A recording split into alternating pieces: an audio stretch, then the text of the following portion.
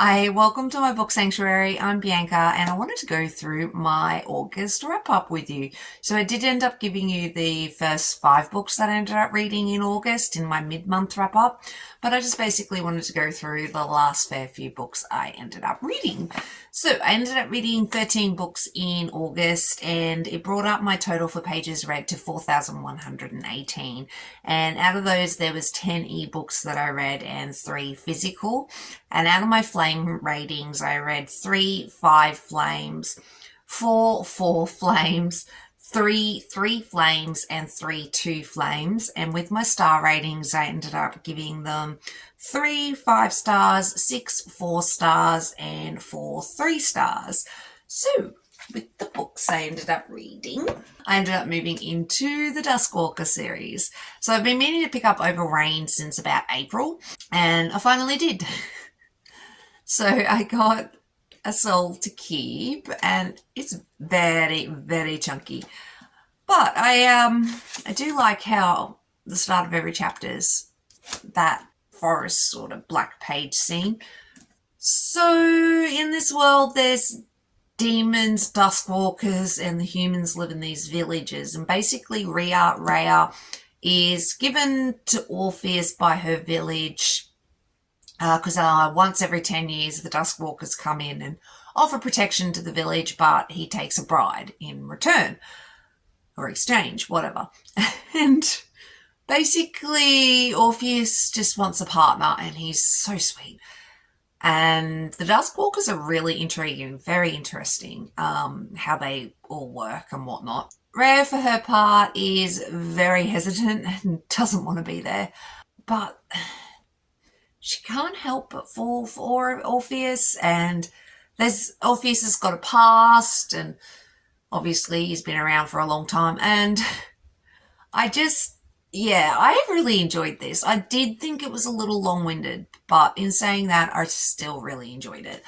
Personally, because I had no problem with the English written in this. I think some people may have had problems with the way this is written. Opal Rain is Australian, and Australian English is just slightly different. We like to spell words just a little different. So she has sort of made a point of that. So I think people have sort of had a go at her about the way she is writing things. But in her defense, she's spelling everything correctly. We just spell a couple of words a little bit differently because everybody's got to be different. But yeah, I really enjoyed A Soul to Keep. And then I moved into A Soul to Heal. I really enjoyed this. A little bit of a spoiler warning for this one. It does have a surprise pregnancy, but I really, really enjoyed it, which surprised me because it's different. Because the Duskwalkers are just so intriguing, and yeah, I found it really cute. So with this one, it's probably a little heavier. Delora has some serious depression issues, and her life, sort of sucked until she came across Nameless. Nameless, you sort of saw in the last one, and he's so cute. So the Duskwalkers sort of gain humanity the more humans they eat, basically. And Nameless hasn't eaten a whole lot of humans, so he's still a little stupid, and I don't mean that rudely. I just mean he's just a bit naive and stuff, and he's just so endearing and cute, and I just found him beautiful. And the way he just wants to help Delora and just thinks she's perfect, but realizes there's something wrong with her that isn't quite right. And for her part, I really love Delora and her struggles and the way her and Nameless sort of interacted.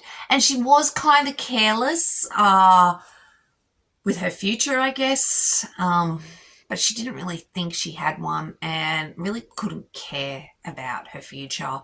It all works out in the end, but I really, really enjoyed this. Again, another big one, but I did really like this one. Then we move into A Soul to Touch. So I read all three of these back to back. The fourth one has recently come out, but I haven't read that one yet. I only just got it, and it's over 600 pages. Each of these are over 500 pages, and I don't know. It takes a little bit more mental preparation to get to a 600-page book for me. But whatever. I really enjoyed this one too. So Mayumi is really intriguing. She is like a demon hunter, but isn't anymore.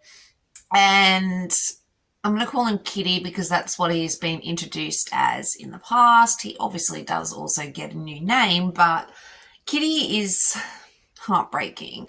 He's been through some stuff in the last couple of books, or the last book, and there's this whole thing going on with this rival who doesn't like the Duskwalkers at all and wants them gone. Kitty doesn't think he deserves Mayumi, but they have a past, and he helped her when she was a child, and he's sort of been watching her ever since. And Mayumi is kinky. She's lonely, she's kinky, and she's attracted to Kitty, and she's going to act on that. I really enjoyed this too. I thought this was sweet and a little emotional because of what Kitty has been through, and yeah, I really liked it. I do think you do need to read these books in order, because as the more you go through them, the more past stuff in the previous books sort of come into play for the current book, if that made any sense.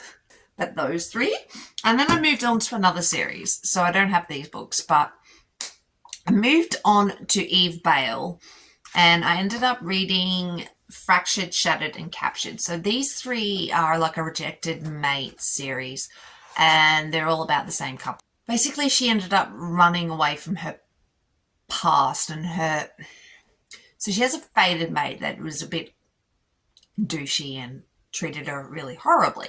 And she's an Omega, and so she finally ends up running away. And she ends up getting hurt, and Mac finds her. And the three books are about her and Mac. And Mac is a cutie, is a sweetie. But I don't know, something about these books felt just slightly flat for me. I enjoyed them. I mean, I read all three, so I did really enjoy them, but I also didn't. Mac was sweet, and both of them weren't really meant to be together because she has her own fated mate, and then she ends up with Mac, and Mac lies to her for a little bit, so there's all that going on. And basically with the three books, it's just them constantly having issues, but outside issues, not them issues. So obviously she has a fated mate, and then he ends up with a fated mate, so there's problems there. And then she gets captured, and it was a bit complicated. It was alright. I gave all three of them 3 stars, and then I moved into Unwanted, so I guess I enjoyed it to keep continuing on in the series. With Unwanted, Bennett's been rejected by Helena, because of reasons, and she rejected him. They're fated mates, and they found each other, and then not long afterwards she rejected him, and he was like butthurt, really hurt, and that was the end of that. And a fair few years later, she ends up coming back into his life, and I enjoyed this. I did. She has a past with her brother, and Bennett sort of had opened his eyes a little bit. He would have realised, but he was just so hurt about what happened. He didn't really think things through on why she did what she did. And then once he realises, he makes up for it. And yeah, I really enjoyed this. It was, I actually think I enjoyed it more than the first 3 books. I really liked this one. So the next one was Damaged, and poor thing, she ended up being dumped by an idiot in the supermarket, and she loves to bake, and he broke up with her in her favourite aisle in front of all the baking goods, the douche. So poor thing, she's heartbroken. And then Colton comes into town. Is it Colton? Yeah. Colton comes into town, and she is curious, really curious. and won't leave him alone. And it's really sweet. I really enjoyed this one. He was a little hesitant, but then when he realised he really likes her, he goes for it. And it's just, she obviously has hang-ups because of the douchebag dumping her in the baking aisle, and was her happy place, and now it's no longer her happy place. And I really enjoyed this. I thought it was sweet. I thought it was cute, and I think I really enjoyed Unwanted and Damaged more than the first three. But yeah, I really enjoyed it. So yeah, that was a long-winded explanation of all the books I've read in the month. And yeah, thanks for watching. Really do appreciate it, and I will catch us in the next one. Thanks, guys. Bye.